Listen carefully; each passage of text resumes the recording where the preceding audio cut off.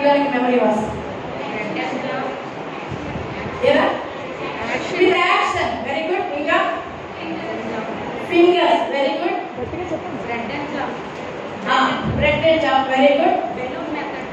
ఏరా? Balloon method. Very good. అలా building method. Okay. Missing letters కదా. ఇలాగా మా దగ్గర ఎలా ఉంటారు తెలుసా పిల్లలు?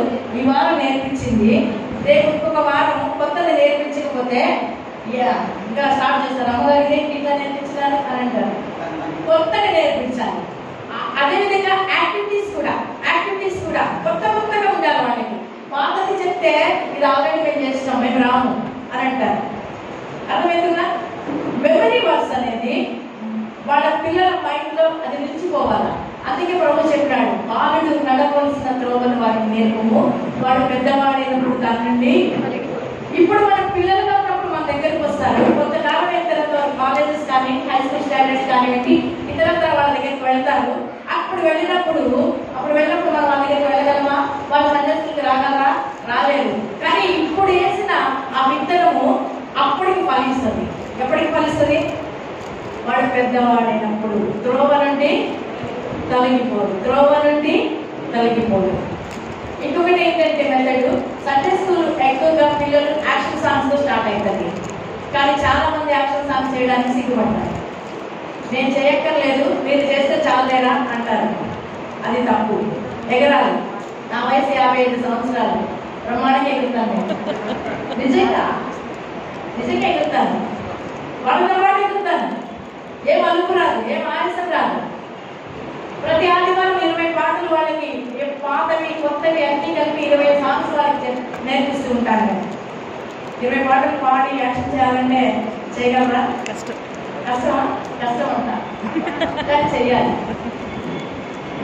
ఇంకొకటి ఆఖరిగా సండే స్కూల్ పరిచర్య కొరకు ఇవాళ ఇస్తే మీకు సండే స్కూల్ పరిచర్య ఆ రోజు బుక్ చూసి బుక్ మీద పెట్టుకొని గబగబా వల్ల వేయడం కాదు. ప్రతి దినము కూడా ప్రభు దగ్గర కనిపెట్టాలి. నీకేమి ఇచ్చినారు లెసన్? ఆ లెసన్ నుంచి ఫస్ట్ నువ్వే నేర్చుకుంటున్నావు. నీ జీవితంలో అది అన్వయించబడిందా? ప్రభు నీతో మాట్లాడతాడు. అది నీ జీవితంలో నువ్వు అన్వయించుకుంటున్నావా? ఆ తర్వాతే నువ్వు పిల్లలకి చెప్పగలవు. నువ్వు సరి చేసుకోకుండా నీ జీవితంలో ఆ వాక్యాన్ని అన్వయించుకోకుండా నువ్వు పిల్లలకి ఎట్టి పరిస్థితి చెప్పలేవు, వాళ్ళకి రీచ్ కాదు. అర్థమవుతుందా చెప్పండి? అర్థమవుతుందా? సో ఫస్ట్ మనము నేర్చుకోవాలి. సండే స్కూల్ అంటే మనం నేర్చుకోవాలని చెప్పారు కదా.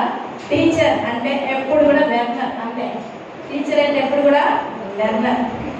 నాకు వచ్చిలే 5 రొట్టెలు 2 చేపలు కదా, నేను సండే స్కూల్ నుంచి నేర్చుకుంటున్నా, ఈజీగా చెప్పేయచ్చని నిలబడ్డావా?